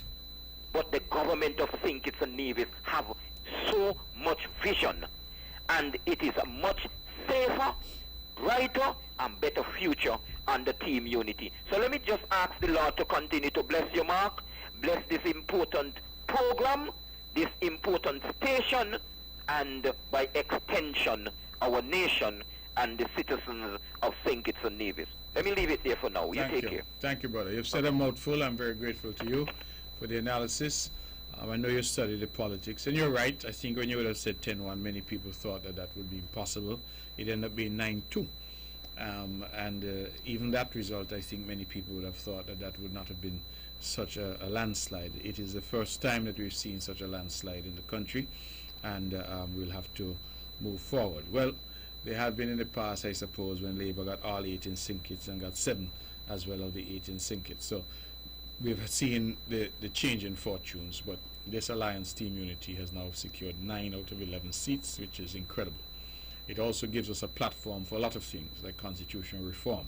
So there can really be no excuses now. We don't need anybody on the other side to vote with us to get 2/3. That now is the populace, the electorate has given us that, so we must deliver. Simple as that. Let's go back to the phones. Good evening, you're on the mark. Hello? Hello? Hello. Yes, you're on the mark. Go ahead. Hi, Mr. Wanley. Hello, how are you? Good night. Good night to you. Good night, good night. Good night to you. Then, Mr. Wanley, let me take a video. Mr. Wanley, Yes. this is Bush here. How you doing? Huh? How you doing? I came to see you the other day. I haven't forgotten you, eh? You have to go daddy. What happened to you now? Man, I did not tell you something. You know, Mr. Brantley, why is the government that do? For it to keep on crime, right? Yes. Okay. You know what happened to me in April? I hear me was a lie down. I was minister now. I hear a man tell, I don't know what that man and woman you talk to, but you offer them $10,000 who kill me. That I saw in April. I can't remember what time in April. The last month, the 6th of last month, I was here. I see you again for some jump. I don't know, I don't hear the person you offer. When you tell them, when you get it, they know why you gonna do me, who get this money. You understand? And I'm like, yeah. I go down in water, I go in water. I can't up to today, I can't in the house. I got a whole all about the blood and look. We kind of check to all go. When you hear this kind of thing here, and money will pass, you don't know why how it be. Did you report the matter to the police? Mr. Brantley, I don't know how to do with police. I don't know how to do what on me. No police. I can't tell you what to do. Because when I say one thing, another thing. So I don't know what to do. Hear me, yeah. Sometimes I have to see if I get me in house move for you. Out of the way. People otherwise One me say them, they no go. They call, they say, man, I think about me. All kind of things. You know, easier. Well, all right, brother. Well, I passed by you the other day. I'm going to come back and see you, okay? But you been passed like this, now? No. I only came today when we spoke. Oh, I think I've been here. Somebody said something. Right? Martin down on Mr. Brantley. Yeah, well, we can't talk everything on radio, so we're not come to see you. Okay, Daddy, I don't know, maybe tomorrow, you know, if I'm every day I'm in the said, maybe you hear that gun me down here in my house, yeah. No, man, not a soul going to do nothing. You're protected by the Lord. You take it easy. Gun me down here in my house, yeah. No, Because when them people are here about money, they don't care. Bushy, you're going to be fine, man. Don't worry about that, okay? Well, I must worry. And, man, Yes. let me tell you, Mm. you see, the same person who offer the money, you know what they say? If me better lucky, me be here. When he see so, me better lucky me be here. Mm. That means if me not be here and start to talk, I'm going to done one. But Aye. if you start to talk and people here, Mm-hmm. but you only that make me as well, so don't buy. He said plain, me better lucky me be here. All right. Okay. As I said, I'll come and look for you, okay? Okay? All right. Okay, brother. Take care. All right. It is 9 minutes. It is, I'm sorry, 26 minutes past. What am I saying? I can't tell time now. 22 minutes past the hour of 9 o'clock. Looking up at the clock and I can't read what is there. Let's go back to the phones. Good evening. You're on the mark. Hi, good evening. Good evening to you. Okay, I'm calling from St. Lucia, Hi. How are you doing? and I'm calling to congratulate you and your team for a job well done. Thank you so much. My name is Florentino Liebert. I'm married to a Vision. Oh, wonderful. That's a good choice. Okay. All right. Well, I just wanted to congratulate you guys for a job well done. We've been listening throughout Wonderful. until the day of election, All right. and so we were very happy that you guys won. And you did well. You did well. Well, thank you. Well, you're calling from St. Lucia. We have a lot of Lucians and Dominicans here. So tell them good night in Creole, patois for me. Okay, all right. Although I like why you said something, tout moun tout bagay ensemble. Everyone, everything together, tout moun tout bagay ensemble. Yes, but then I just want to congratulate you. All right. So you're going to speak some patois for us before you leave? Pardon? You're going to speak some patois? Pardon? Tell your St. Lucians and Dominicans here good night for me. In patois. Bonjour tout Lucien, bonjour tout Dominicain, bonjour tout Nivision, bonjour tout Justin Kids, bonjour toute Libet family and Nivis, extend kids. Bonjour, good night, Mr. Yes. All right, thank you so much. All right. And good evening to you and Mr. Libert as well, okay? Yeah, all right. All right, thanks for the call. I really appreciate that. You hear that? Bonjour. Tout moun sama bagay. Let's go back to the phones and take some calls. Good evening, you're on the mark. Hello? Hello? Good evening, hello? Okay, this caller is busy listening to the internet and not to the phone. Hello? All right, we'll ask that caller. Callers, when you call, please listen to the phone because there's a delay on the computer. So if you listen to your phone, I'm saying hello to you, but you're busy listening to the computer. Don't do that. Listen to the phone, please. So call back in. Good evening. You're on the mark. Good evening, Mr. Brantley. Good evening to you. Of course, some kind of the Safran betray the cause of harm to the Labour Party because people see them as traitors, especially some kind. I don't understand what's wrong with that man. On a platform with Denzel Douglas, who treat him so bad. I mean, it's unbelievable. Nobody's going to believe in nothing. What are you going to do now? He had a secure job. The private sector make sure took care of him the best way he can. He couldn't offer him nothing else. He lost his seat.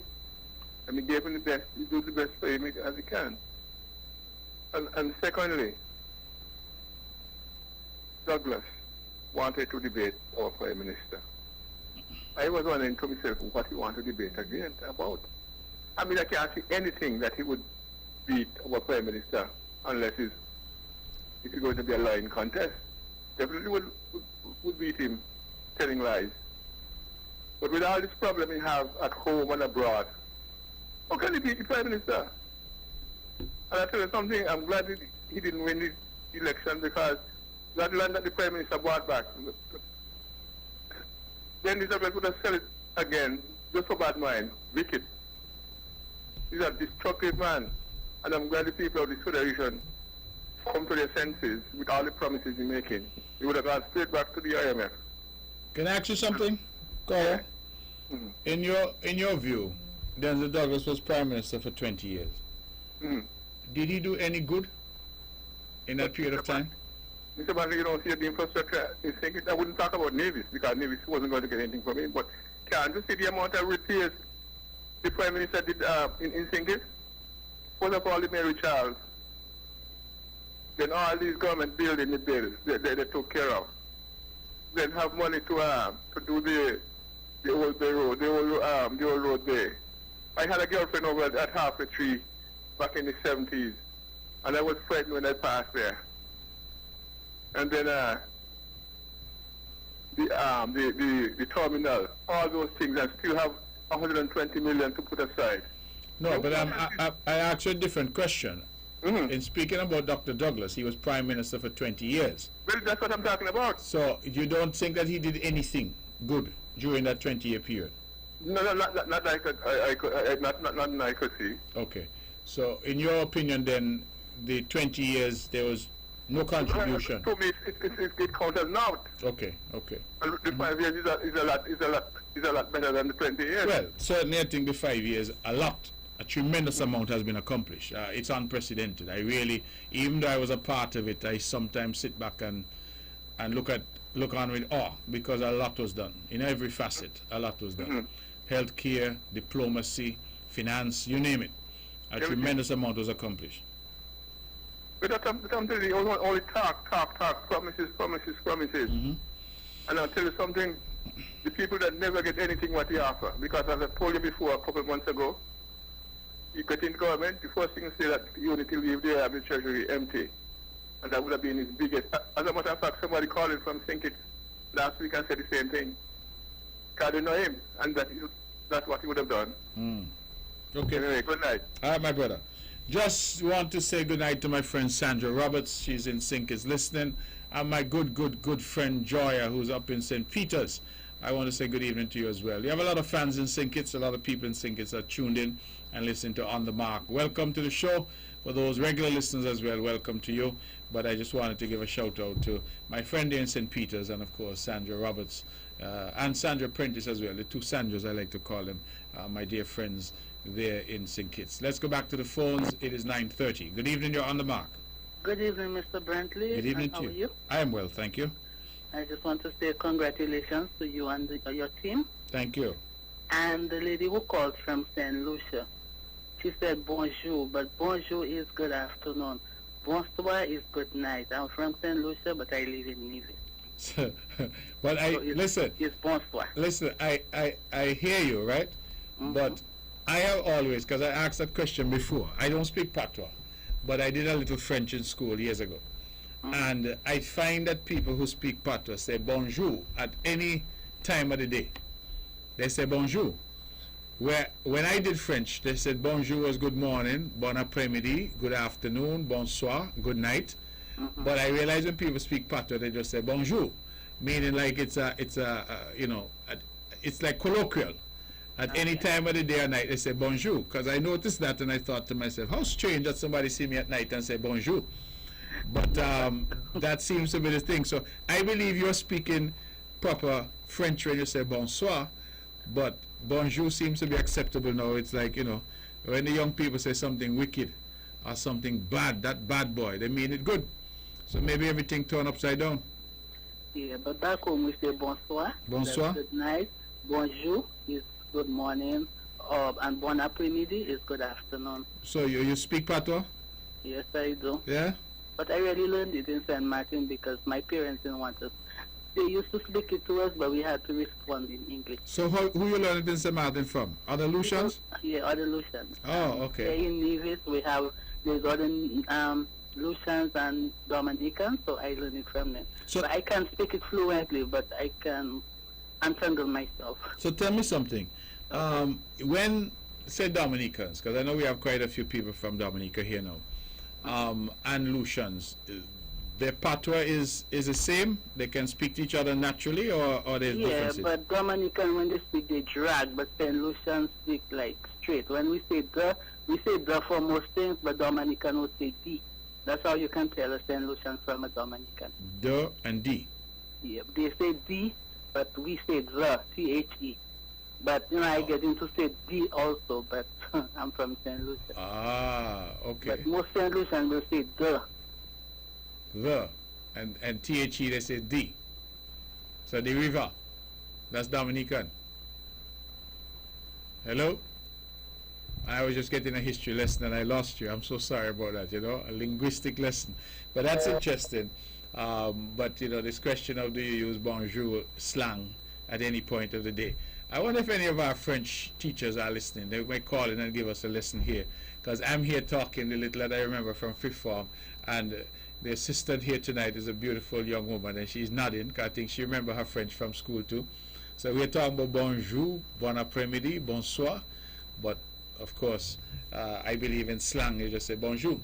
And at any time of the night or day, you say bonjour. So it's going to be interesting as we work it out. But this just demonstrates the multicultural nature now of Nevis. Who would have thought that Nevis would eventually be a place where we have cultures coming from all over the region and indeed all over the world, and we now have a melting pot. It means that something good is happening here, because if we can attract people from other islands to come here, it means that something good is happening. Despite the naysayers, people are seeing value and are coming here. I have a good friend in Sinkis from Jamaica. He tell me granny and all he bring.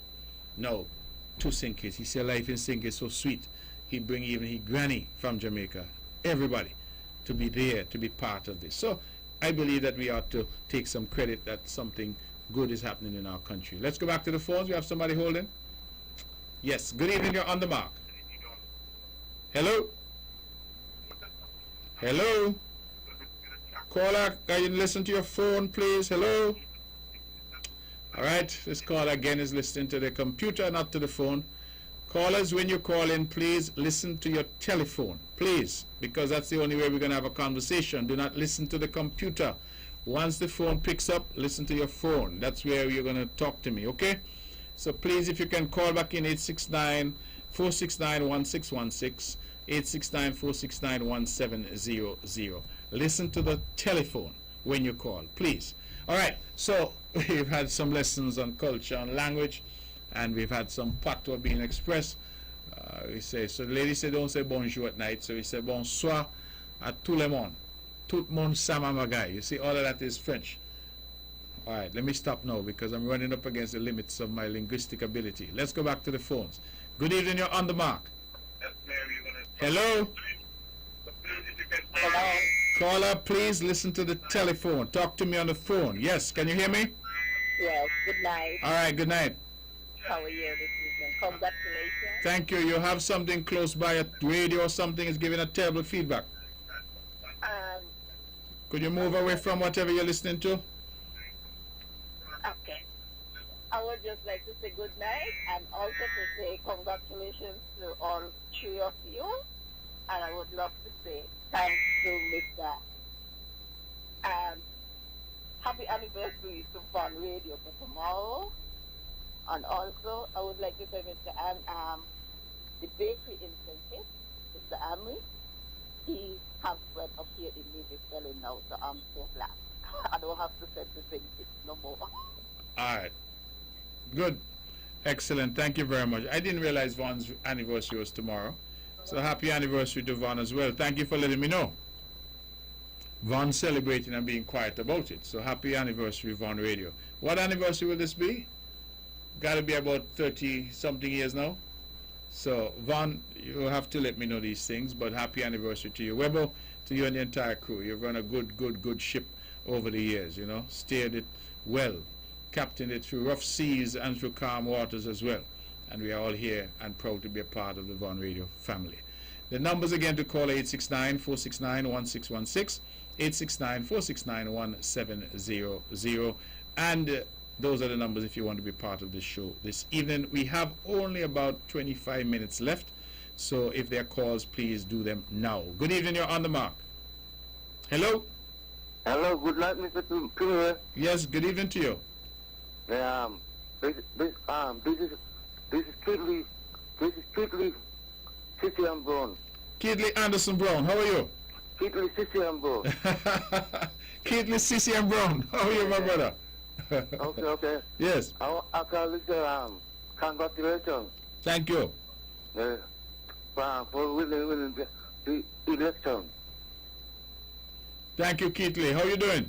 Okay. How are things with you? Well, just so.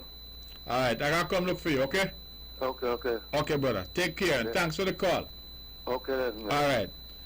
Man, it used to be Keatley Anderson Brown. He's now Keatley CCM Brown. So people, when you address him properly. Keatley CCM Brown.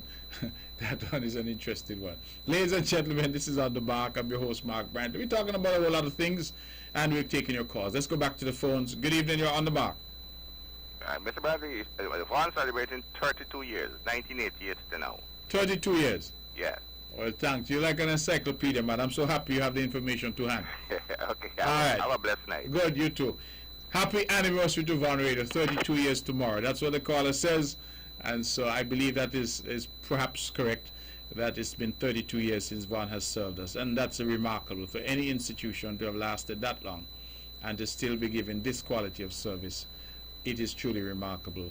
There may be newcomers, there may be imitators, but there's only one original, VON Radio, the voice of Nevis.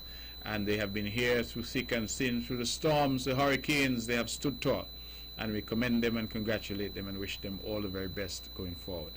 Let's go back to the phones. There's nobody holding. Ladies and gentlemen, we have had a good discussion thus far. We have room for some more calls because we have another 22 minutes or so left in the show. And so if you want to call, it's 869-469-1616 and 869-469-1700. But we've been discussing most and many things. We've talked about COVID. We've talked about our response to COVID. And incidentally, I should have said that as part of our response, of course, the Nevis Island Administration partnered with some people resident here who donated very generously, and we were able to raise $40,000 that we used to purchase masks that have been distributed island-wide. We were told by those distributing the masks, the COVID-19 task force, that there were pockets that they did not get to because we had run out of masks. And so I would like to announce tonight that we've secured another 3,000 masks, and we are distributing those. So the original batch was 11,000. Those proved not to be enough, and so we now have in our possession another 3,000, and we will be coming around to distribute those as well. So those black and red and blue masks that people have, those are from the government distribution effort. If we are going to mandate that people wear masks, then we felt that we had an obligation to provide them. I want to thank again the generosity of donors who came forward, some individuals, some corporations to assist us with that, and to thank the people of Nevis who accepted the masks, and I see them all around, so I know that people are using them. Please remember that the mask has filters. They come with 2 filters in the packet. You insert one filter, you use it for as long as possible, and then you discard it and you insert the other filter. As promised, we will try to get some additional filters and have those available as well. But the masks are good looking, and they're comfortable based on what people have said to me, and I'm thankful that the government was able to assist with that. Let's go back to the phones again. 20 minutes to the hour. Good evening, you're on the mark.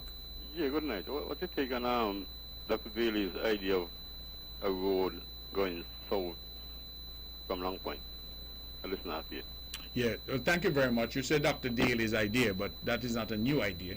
In fact, that idea has been around for quite some time. And I think that the idea is a good one. It will open up a side of Nevis that that has really not had any infrastructural development, and open up all those lands going south, Cox Heath and all those places, all the way over to the lighthouse, and past that we had been thinking of going as far as Indian Castle. So I think that the idea is not a new idea at all, but certainly an excellent idea, and I believe in the future that has to happen if that area is going to be opened up. There are thousands of acres of land in that area which really are not developed because there's no infrastructure, no electricity, no roads, no water. It should be done, but of course the majority of lands in that area are also privately held lands, and so that's another consideration, because one would have to negotiate with landowners to do a road throughout that area. But I do believe from the port road that we have now going to the Long Point port, that could be extended all the way to the south of the island and open up that vast area for development. So I agree that that's an idea that is worth pursuing. Let's go back to the phones. Good evening, you're on the mark. Hello? Yeah, hello, good evening. Yes, you're on the mark. Go ahead. Yeah, I think some time ago, Honorable Alexis, I think he would have made mention of repairing the road from Camp going up to Mount Lily, going up to Fountain. Any update on that? Camps going up to Mount Lily, going up to Fountain. Ah, you're talking about going from Ex-Petrol, going up that side. Going from Ex-Petrol. Yeah. I do not have an update for you this evening. What's that? I'm sorry? Yeah, I didn't hear you. Yes, I said I do not have an update on that I can give you this evening. It is a matter that clearly we have to do some more discussions on in terms of when that size of project could be undertaken by us. Okay. As I indicated, the post-COVID period is one really where we'll have to recover, because the government finances have been hit for 6. But seeing that we have 3 seats in the federal house, you think that would be more of a possibility? Well, 3 seats in the federal house should certainly give us an opportunity to have access to greater proceeds from the Citizenship by Investment program. That is always something that Nevis has agitated for. Right. But let us not forget that St. Kitts has had COVID too. I agree. And all the hotels in St. Kitts are also closed. Okay. So the reality is that everybody is in the same boat. Right. I'm not saying that we should do it immediately, but right. You know, in the long term. Well, that's the point I was trying to get to. Okay. That it is a project that has to be done. Right. I believe that piece of road is in bad shape. And so it has to be done, but it is also a large project that will have to be undertaken. And so we would need to be able to finance it, and that is a concern for us at this point in time, because as I said, the government right now is struggling even to pay its workers because we don't have any revenue that is coming in. The normal revenue that we will get from our hotel sector, from our restaurants, taxi drivers, etc., all of that is locked down and has been shut down since March. When we get back to a state of normality, absolutely, we hand it over to the action man. Absolutely. Well, he's the action man. It's in his constituency, and so the truth is that this is something that I know he has talked about. That road is a project that he wants to do, and I know the connection from Newcastle to Fountain is also a road that he wants to complete. Those 2 projects he has talked about a lot, and we will certainly, once we have the resources, undertake those projects. But it cannot be immediately because, as I said, we are in recovery mode at this point. I understand. Okay? Okay, well, have a good night. All right. Thank you for the call, and thank you for raising that. Minister Jeffers, if you're listening, you heard the caller clearly, and that road is in bad shape. I think that we can all admit that, and some work will have to be done. Let's go back to the phones. 1:45. Good evening. You're on the mark. Hello? Hello? Hello? Hello? Okay, this caller doesn't want to talk to me, so we're going to try someone else. Good evening, you're on the mark. Good evening, Mr. Brantley. Good evening to you. I'd like to say congratulations to your team. Thank you. And to the Honorable Prime Minister Timothy Harris, and to Attila Byron Nisbet, and young Daniel Powell, to wish them all the best. But Mr. Brantley, I call you most of all to tell you thanks for the man. Yeah, I am one who going to call back and say thanks. Thank you very much. All right, I hope it's comfortable. I hope it's comfortable. Yes, thank you. I wait for election. All right. Thank you. Okay, you're most welcome. Yeah, bye-bye. All right, good, bye-bye. Okay, let's take with the telephones. Good evening, you're on the mark. Hello? Good afternoon, Mr. Brantley. Yes. I call again to congratulate One Radio. Because when I know about One Radio, it was about 7 or 8 years old. As I was living abroad, and the Hurricane Louis in 1995. And I kept searching and searching and searching to hear something on the radio. And the only radio that I could get was One Radio. And that was the first time I knew about that radio station. Mm-hmm. And it's a blessing. It was powerful at that time. Nothing else. Nothing else. And I was so glad when I hear it because I couldn't get nothing, no from nowhere. And I was so glad when I hear that man now, when Mr. Hubbard's voice. This was which hurricane? Hurricane Lou in 1995. 95, yes. Yeah, when everything was destroyed. Yeah, Van had stood tall, definitely. Yeah. That was the first time I get to know about it because I couldn't find no other station but that. That was the only one standing. The only man left standing. And where you were listening from? St. Martin. St. Martin, okay. Destroyed the casino, everything. Yes. Well, that's where I was working. Put it on the ground. The only thing left open was the golf course. Well, I remember people were calling Van from other islands to ask, relay messages to their family. Yeah, but they knew about it. I did not know about it. Ah, okay. Okay, good night. Good. All right. Thank you very much for that. Okay, ladies and gentlemen, this is On the Mark. The calls are coming in. Let's go back to the phones. Good evening. You're On the Mark. Hello? Okay, we've lost that caller. Callers, please be patient with us when you call. We're trying to take as many calls as we can as we approach the 10 o'clock hour. The show ends at 10, so this is your opportunity to call, and let's go straight back. Good evening. You're On the Mark. Hello? Hello, good evening. Good evening, Mr. Brantley. Good evening. I would just like to let you know, the restaurants are open, but I was at a particular restaurant yesterday evening and there were no social distancing or no mask or anything. Everybody was just clumped up together. People need to take this pandemic very serious. Okay.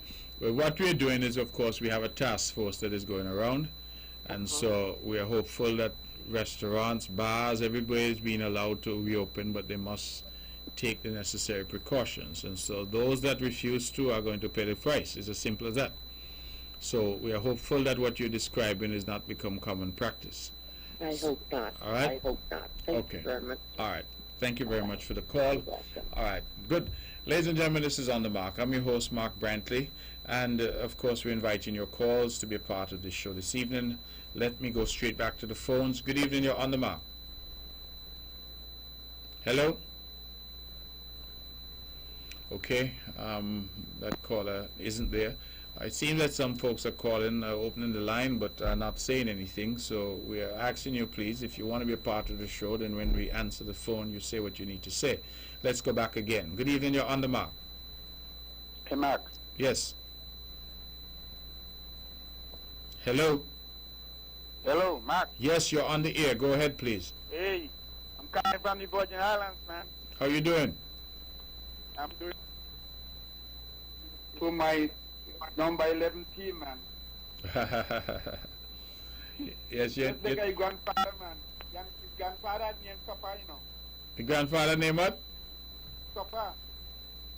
Yes. And I'm giving a joke about the father, who was named Liar Walvin. He was working for Liar Walvin.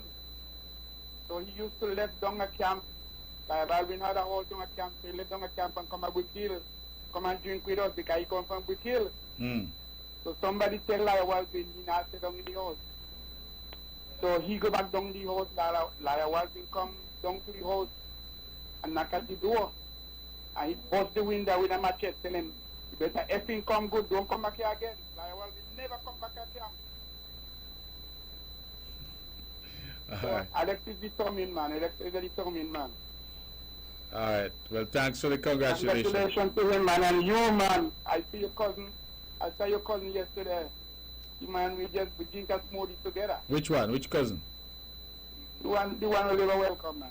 Oh, okay. Uh-huh. Uh-huh. What do you mean? Wait, they said his name again? Edney. Yes, man. Burton.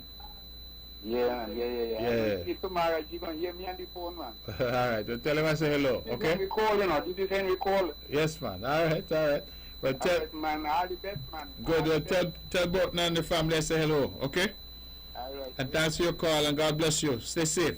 Yeah, man. God bless you, too. And don't keep up the fire burning, man. All right. All right. Okay, brother. All right, well, we're getting calls tonight from New York, from St. Lucia, from St. Martin, from all over. Let's go back to the phones. Good evening, you're on the mark. We've lost that caller. Okay. Callers, we've had a good show tonight. We've had some good calls. We're going to continue to take them for another 10 minutes. Then we have somebody holding. Let's go back to the phones. Good evening, you're on the mark. Hello? Yes, good evening, Mr. Brantley, the Honorable. Good evening to you. One and only. How are you, my brother? Oh, not too bad, sir. Good. I'm very disappointed with myself that I couldn't be there on Sunday with the swearing in. Yes. I just had to watch it on television. Because you know I always look forward to seeing you. Yeah. And you was spectacular with your blue. With all blue, socks, everything. And you had the crowd going well. Well, the people have been kind to us, and I'm very happy that we have the opportunity again to serve them, yeah? I want to congratulate all gentlemen and the two little females who were on the stage to receive their the portfolios. Yes. And I just hope that each and everyone in the Federation of Singers and Nevis look forward and give them their support. Because I know it's a hard task in front of them. And there's one thing I would like to say to the late Mr. Tim Daniel and Mr. Gib Malcolm Gishad, who go on beyond and are looking down. And also the late Mr. Vance Emery. They are smiling and saying, this gentleman we have to rule Nevis. Because you are doing a wonderful job in foreign affairs.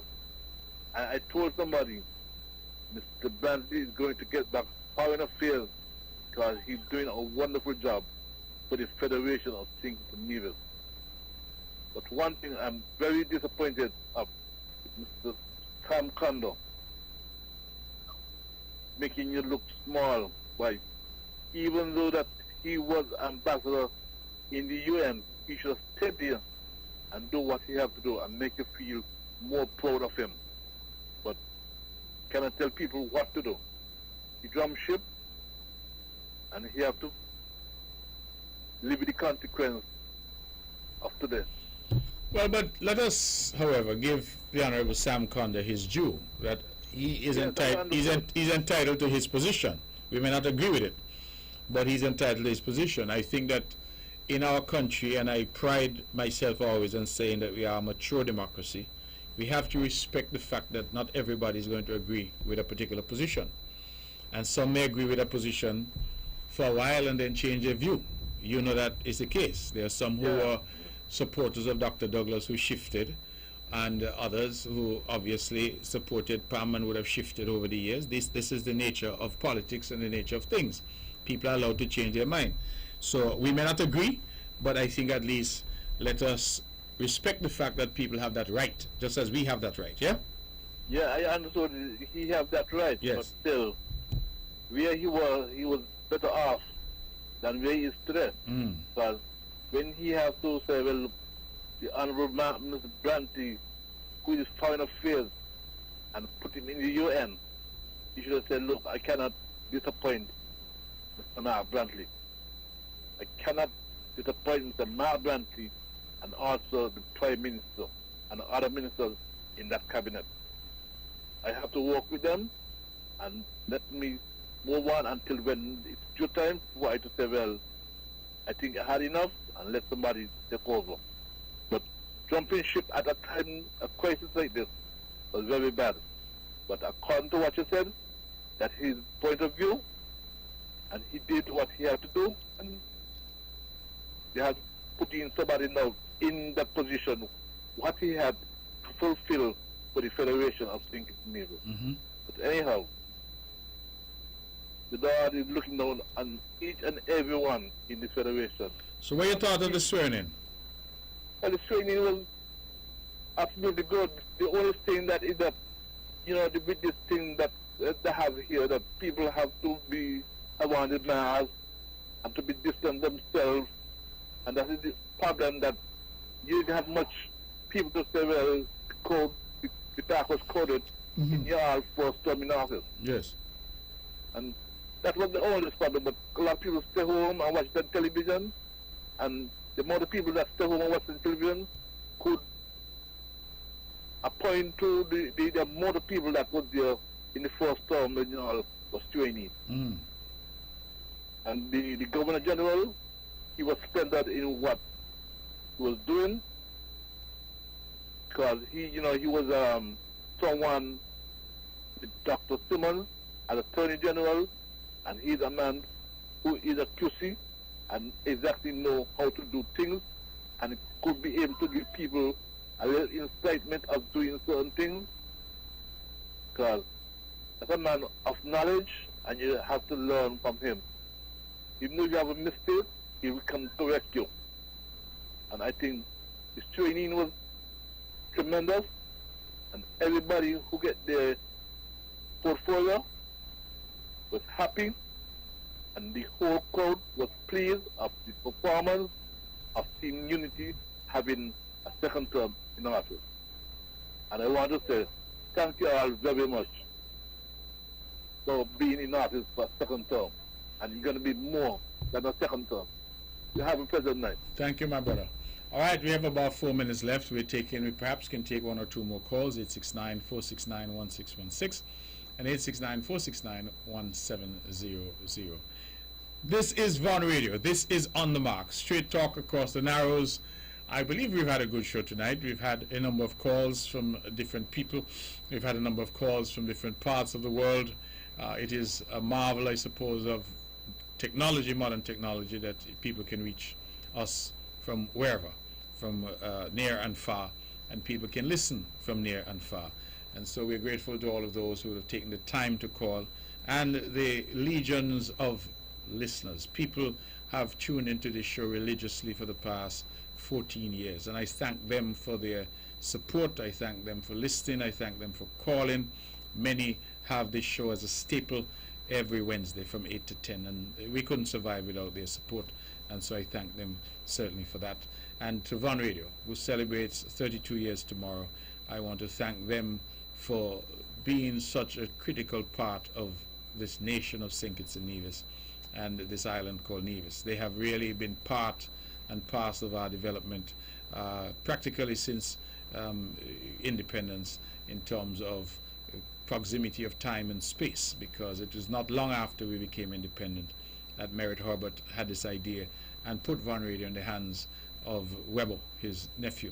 And Webbo has really done an excellent, excellent job managing this station over the years with some good talent that he has molded and brought together. And I'm happy that I have been given the privilege to be a part of the Von Radio family. First on the heavyweights, and then after they threw me off that and I had my own show. I shouldn't put it like that, because it was a move that we agreed that I would leave the heavyweights and of course start my own show, On the Mark. And I've been on the Mark show now for many, many years. And so I've been, I believe, a total of probably more than 20 years on radio here at Von Radio, and making, I would hope, my own little contribution to debate and discussion in the country. So thank you, Webbo. Thank you, Von Radio. Happy anniversary tomorrow when it comes. And I'm delighted that that caller was able to call in and remind us all that Von Radio will be celebrating its anniversary tomorrow. Thank you very much. For those who called, for those who are part of the show tonight, thank you for being a part. We continue, of course, next Wednesday, God willing, that we'll be here again with something of interest to you, and we will come back with more information as we get it about the reopening of our country, the reopening of our borders, as we try to get things right and to ensure that we make the right choices and hit and achieve the right balance between, on the one hand, the safety and security of our people, and on the other hand, our economy. Thank you, good night, and God bless you. Just to remind you that this show is rebroadcast tomorrow at 1 p.m. right here on Von Radio as well. Thank you.